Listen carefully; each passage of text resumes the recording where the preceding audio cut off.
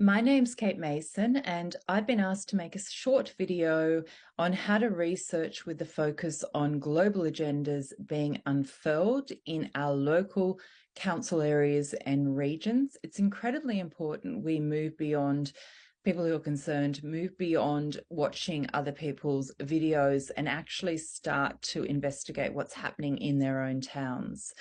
So in light of this, I'm going to be talking particularly about smart cities and the things to keep an eye out for.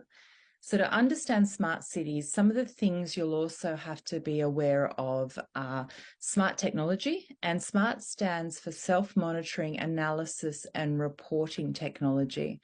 The fourth industrial revolution, which is melding technology with biology. Artificial intelligence, which will run not only much of our traditional employment, but is also used to monitor smart technology. Digital ID will be used to control what we can access and how. The metaverse, online immersive technology, touted as how we can interact with each other and loved ones in our smart cities. LED lighting, which is replacing traditional lighting, and some of this has the capacity to record visually and through sound. Surveillance systems through facial recognition technology and infrastructure that records. Data collection and data storage, central bank digital currency and blockchain.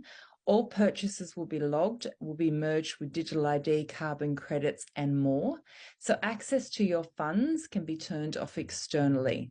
ESG and personal ESG scores, which will influence what you can buy and whether or not you can get loans.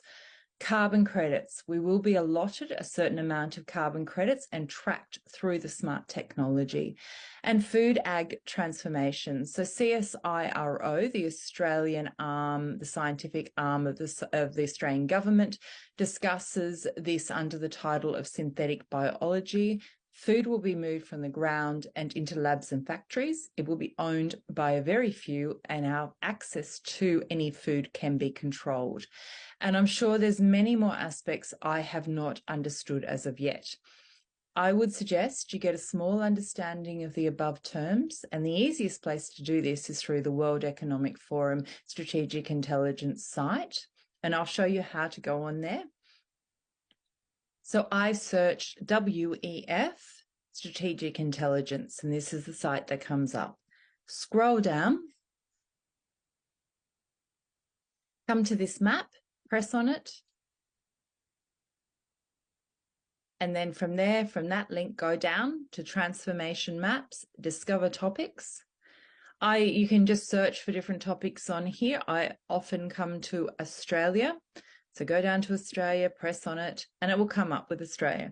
Now on here, if I click on the future of democracy in Australia, it will show me how they're linking, what topics they're linking together in about the future of democracy in Australia. And I need to say right now that the World Economic Forum, to give context, according to Wikipedia, is mostly funded by 1,000 member companies, typically global enterprises with more than $5 billion in turnover. And it views its mission as improving the state of the world by engaging business, political, academic, and other leaders of society to shape global, regional, and industry agendas. So I would term that as corporate capture of every aspect of our lives. So I pressed on the future of democracy in Australia. Then I can see that it comes up with the fourth industrial revolution. And over on the right-hand side, you can then research what they mean by the fourth industrial revolution. And if you look here, that then brings up a lot of what I've been discussing as important to have a look at.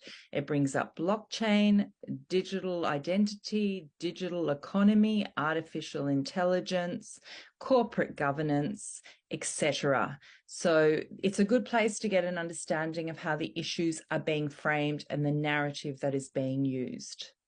And another really good place to get information on the global plans is Policy Horizons. And Policy Horizons are a branch of the Canadian government which affects government policy. And you can read their information on biodigital convergence. And yes, it is Canada, But again, this is a global agenda, and they spell out where we are heading very clearly as the biological and digital worlds are smushed together, and that's their wording. And in Australia, again, the CSIRO, you can go and have a look at what they're saying under synthetic biology. And now, once you've seen what they're saying, you're going to have the task of reading beneath the lines as the measures above are sold to us as necessary for climate change, equity and access, and to protect people. They're tied in with the United Nations 17 Sustainable Development Goals. The UN has extensive corporate connections, and global plans are being unrolled through the 17 UN Sustainable Development Goals. And you will see the goals being used over and over again to justify transformations in our towns. So look for wording: transformations, sustainable, equitable, inclusive, climate change, One Health, disruption. And when you hear these words for the main part, you are dealing with a global agenda. They always use language that sounds good, fair, and decent, but in terms of what I've seen through my research, I do not believe that is the case, but it seems to be enough to lull many people into a false sense of security that they're being looked after by the largest corporations in the world. So to explain to people what is really underneath these words, you always need to look at who is funding, their track record, and who will ultimately benefit from any plan. You therefore need to read the plans and then do some digging around. I have been asked to give some insight into how to help people unpack the smart cities agenda in their own towns, council areas, and regions. So I've talked to you about the global arena, and now I'm going to talk more specifically locally. I've given you the bigger context